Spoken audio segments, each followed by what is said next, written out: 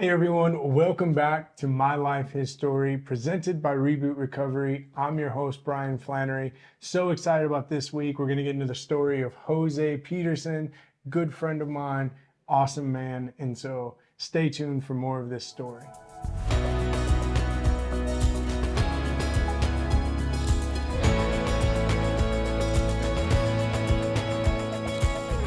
Welcome back to My Life, His Story. Today, I'm joined by Jose Peterson, an amazing man, veteran, father.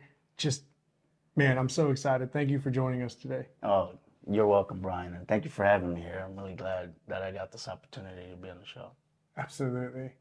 I think sometimes as a kid, we look at our life, right? And we have this plan where we're like, this is how my life is going to look. But then something happens that kind of derails us and we end up on a different path.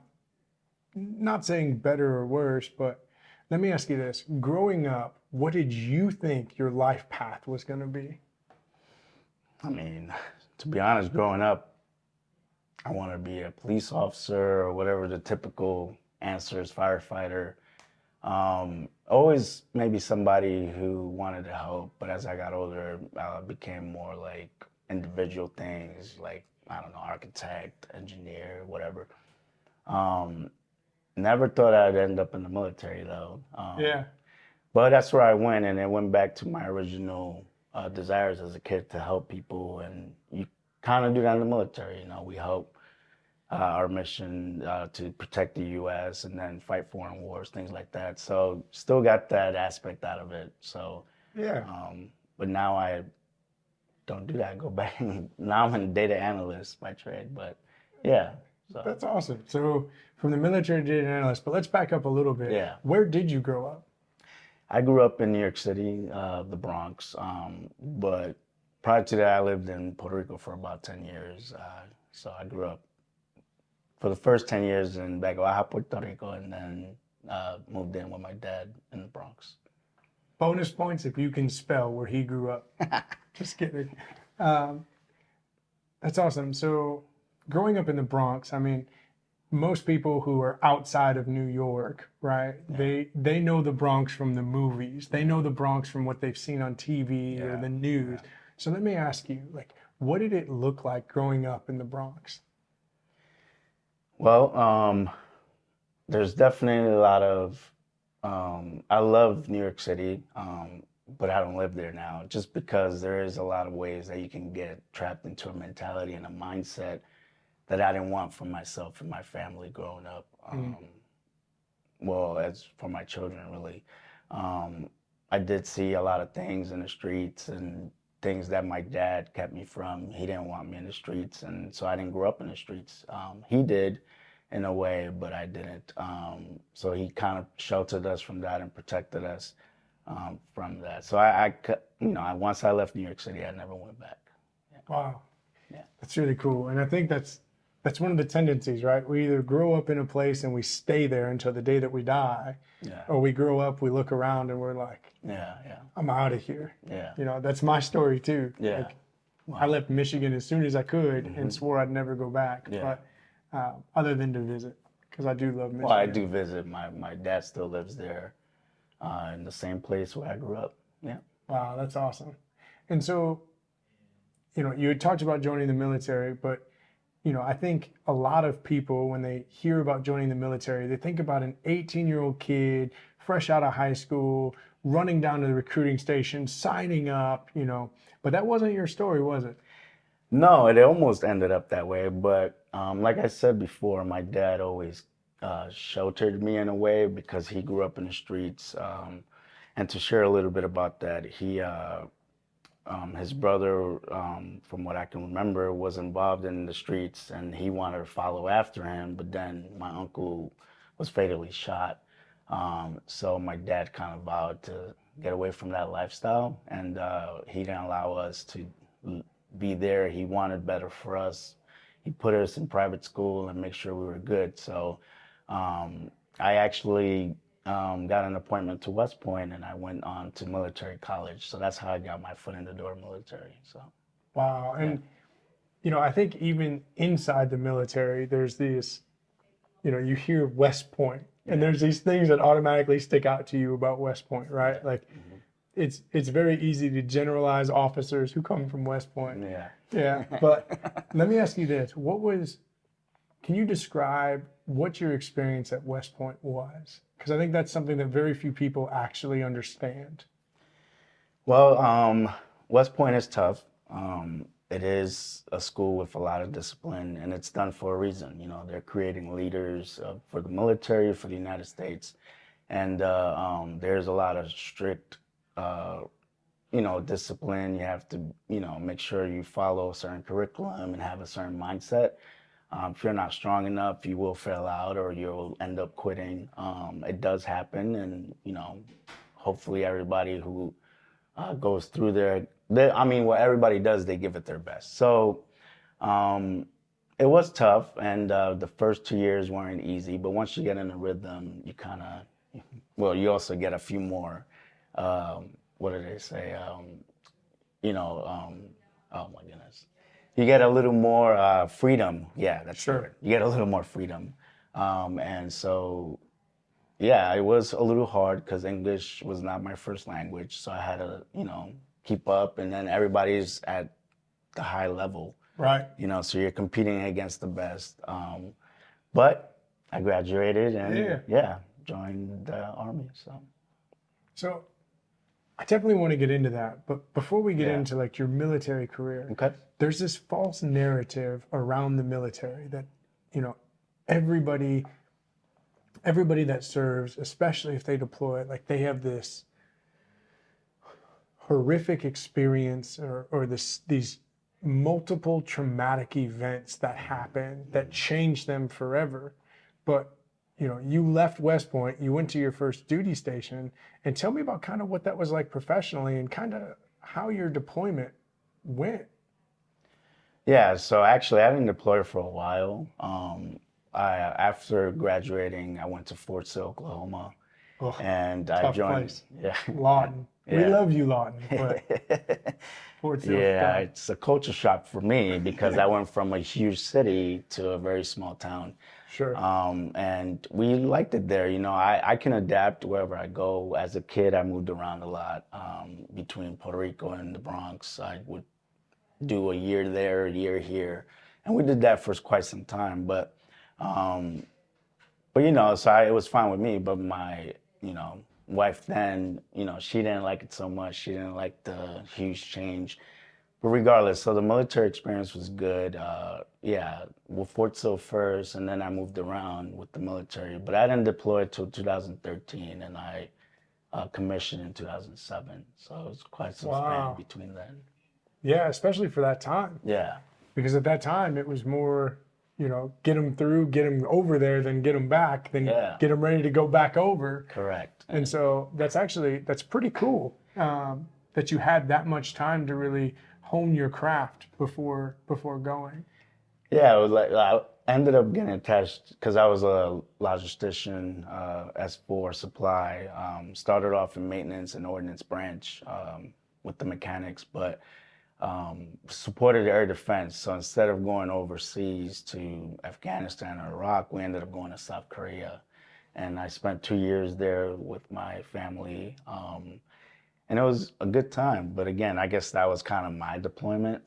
Sure. Even though it wasn't a combat tour, it was, still away from the United States.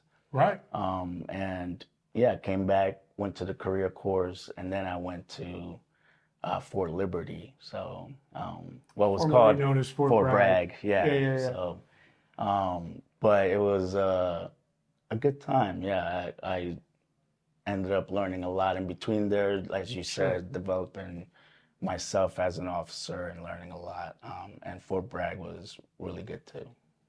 So you get to Fort Bragg, you're on Fort Bragg, and then that's when your first real combat deployment happened, right? Yeah. And so you went to Afghanistan. Afghanistan, yeah. Yeah.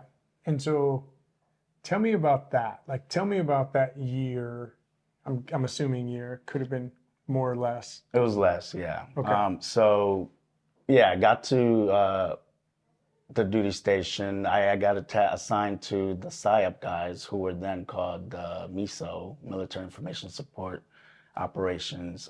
So went from conventional to soft units at Soft being special operations. Special Operations Forces, yeah. Yeah. And I deployed with them to Afghanistan. So our mission was really cool.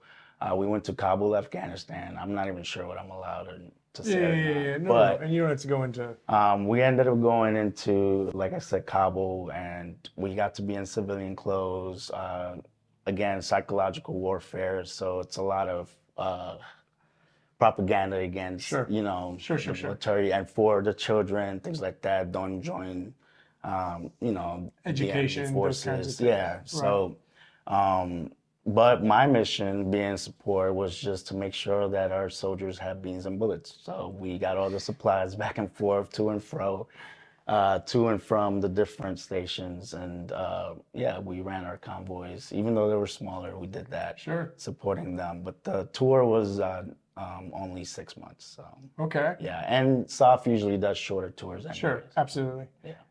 And so it's easy to say at this time in your life, professionally, you were on a high, right? You had gone through the career course. You had Yeah. your first kind of deployment to a non-combat deployment. You had come back. You had done your first now combat deployment. Like you were rising in ranks, respect, like things were going well. Let me ask you about this. How are things personally? Well, so yeah, you know, even though the combat tour was short, we still experienced some stuff there. There was a car bomb, and sometime in October, where the VVID blew up the main gate, and that knocked out the power. So we manned our stations, and did what we had to do, but we didn't have to fire weapons or anything. Sure. But you know, still experienced that side of it. Good job. Personally though, being gone from the family was kind of hard. You know, as I said, for my ex-wife, she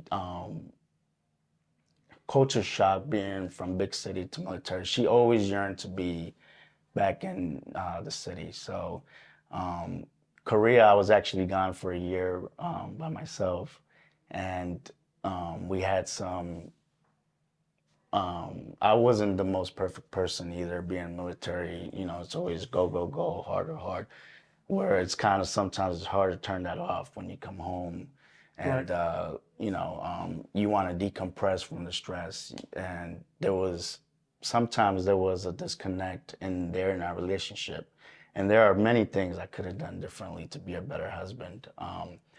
But that kind of started building on, you know. So being separated for a year in South Korea, you know, took a little bit on our family, and then coming back, we kind of reset, or I brought them to Korea and then did another year with the family there.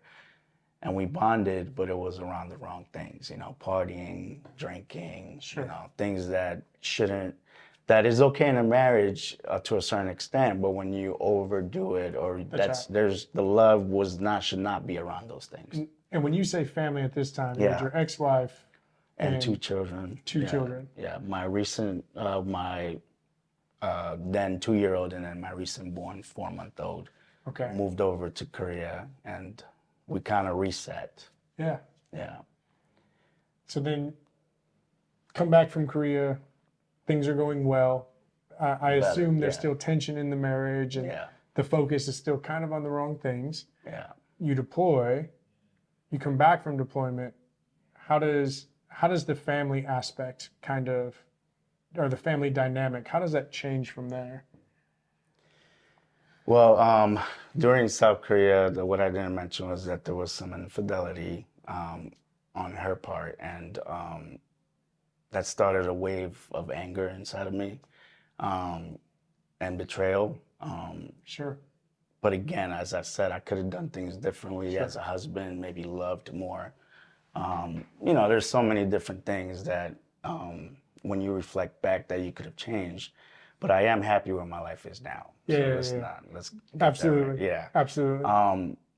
But yeah, we mingled around the party life, but then came back to the States, and then I go to career course, that's fine. But then I get to Fort Liberty and then deploy in 2013, and then we're separated again. So when I come back, one of the first things I'm told is I want to kind of divorce. So I was like, what? Where's this coming from? And that hit me again, the hurt, the betrayal. I'm thinking we're good, but we're not. And by this time, we were just pregnant with our third child, our daughter. So it was just a shock.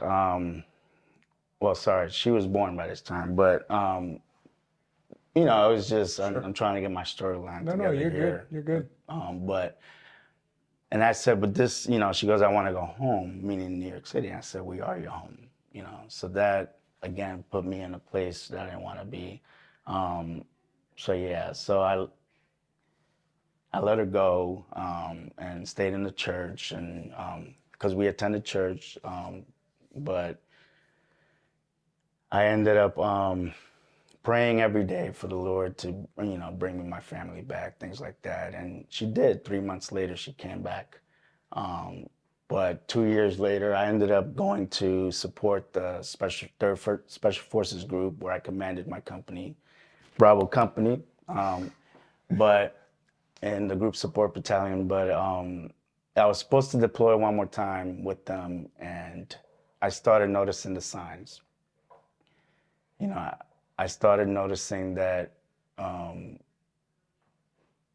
she didn't want to be fully in, So I asked her, I said, okay, before I deploy again, you need to be honest with me. You need to tell me what's going on. And we had a conversation. Yeah. Okay. So again, professionally, things are going well. Yeah. Personally, now there's, the separation, then things are okay again, inevitably divorce, right? Yeah, and that was the conversation. Talked Sure. about getting a divorce. So. And so through the divorce, you stayed in church, right? Let me ask you this. Even though you were in church, were you still kind of focused on the party life and those kinds of things? Or at that time, had that changed? So actually, through the divorce, I was not in church. I became angry, but in the separation, I was. Got you. Okay. But by the third time, when we had the conversation, I closed my heart. I became angry at God. I didn't want anything to do with the Christian life at the time, so I completely left the church. And she had left to New York. Wow. Yeah. Sometimes it's easy to hear a story and be like, wow, like I relate to that. I've experienced similar, or I'm the only person that's gone through it, but you're not. I mean, as you just heard from Jose, this is his story. And so make sure that you come back for part 2 next week as we continue to dive deeper into how Jose went from angry and closed off to where he is today.